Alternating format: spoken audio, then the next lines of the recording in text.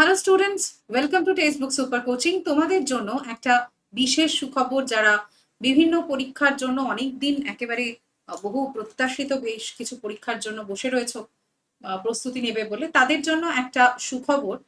বন দফতরে নিয়োগ 2026 এবং এই বন দফতরে নিয়োগের ক্ষেত্রে পরীক্ষা পদ্ধতি এবং নির্বাচন পদ্ধতি সম্পূর্ণভাবে বদলে গেল। কি কি বদলে গেল এবং তোমাদের জন্য কতটা সুবিধা হলো পুরোটাই আলোচনা করবো এই ভিডিওতে। এই ভিডিওটা পুরোটা দেখতে হবে। তার জন্য এই পরিবর্তন নতুন রাজ্য সরকার কেন করলেন, কেন এই বিষয়টা তৈরি করা হলো, কি ধরনের অস্বচ্ছতা ছিল এবং কি ধরনের স্বচ্ছতা আনা হলো, সেটা আগে আমরা দেখে নিই। প্রথমে কি হতো না, প্রথমে ডিস্ট্রিক্ট ফরেস্ট অফিসারের অধীনে একটা 3 সদস্যের কমিটি তৈরি করা হতো এবং এই কমিটির দ্বারাই কিন্তু নিয়োগ হতো। কোনো লিখিত পরীক্ষা ছিল না, কেবল মৌখিক ইন্টারভিউ এর ভিত্তিতে, এবং এখানে স্বজন পোষণ এবং দুর্নীতির একেবারে ভরে ভরে অভিযোগ ছিল। এখন কি হবে না, ডাব্লিউবি পুলিশ রিক্রুটমেন্ট বোর্ড এবং অন্যান্য সরকারি বোর্ডের মাধ্যমে এই নিয়োগ পরীক্ষা যে হবে তা রাজ্য সরকার থেকে পরিষ্কারভাবে জানিয়ে দেওয়া হয়েছে। এখানে কি কি হবে, বহুস্তরীয় নির্বাচন, লিখিত পরীক্ষা বাধ্যতামূলক, যাতে কোনো রকম সমস্যা না তৈরি হয়, কোনো রকম স্বজন পোষণ বা দুর্নীতির বিষয়টা না তৈরি হয়, এবং এখানে সম্পূর্ণ মেধাভিত্তিক ও স্বচ্ছ নিয়োগ যাতে হয় সেই বিষয়ে রাজ্য সরকার একেবারেই কড়া সিদ্ধান্ত নিয়েছে।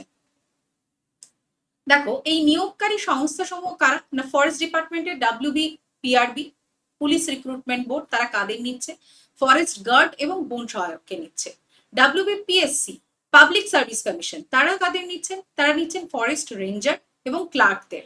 ডাব্লিউবিএসএসসি অর্থাৎ স্টাফ সিলেকশন কমিশন, এরা কাদের নিচ্ছেন না, এরা গ্রুপ ডি দের নিচ্ছেন।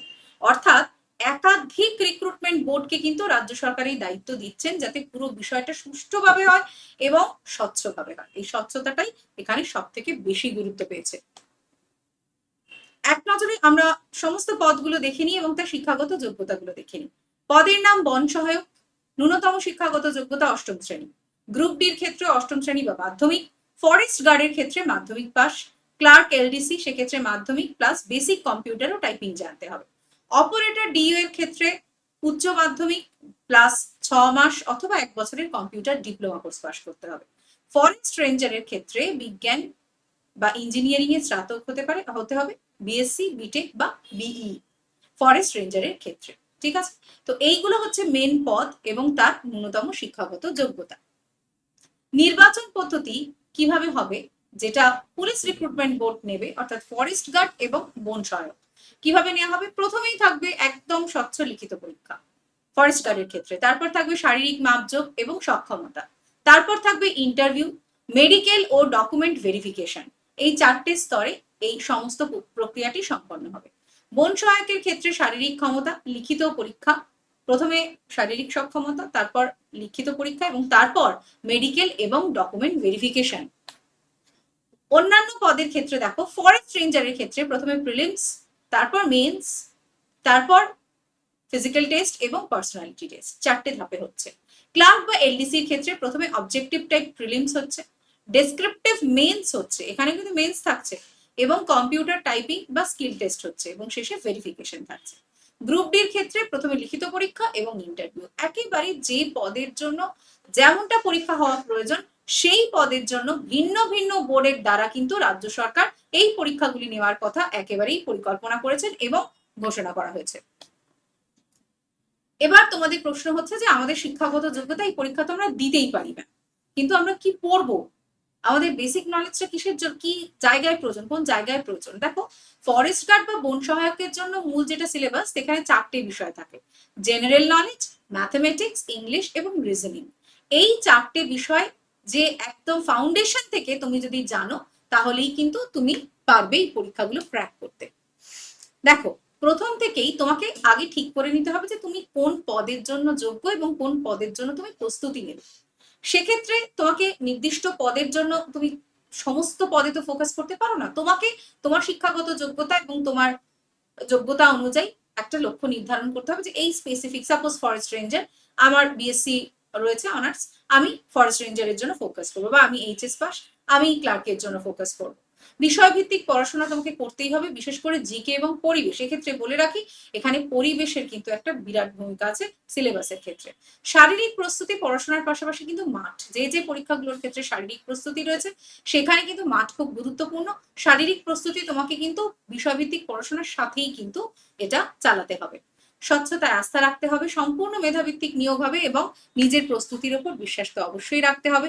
কারণ এখানে এই যে এতগুলি স্তরে এবং আলাদা আলাদা বোর্ডের মাধ্যমে পরীক্ষা নেওয়া হচ্ছে, এতেই কিন্তু একটা স্বচ্ছতার জায়গা অবশ্যই তৈরি হবে।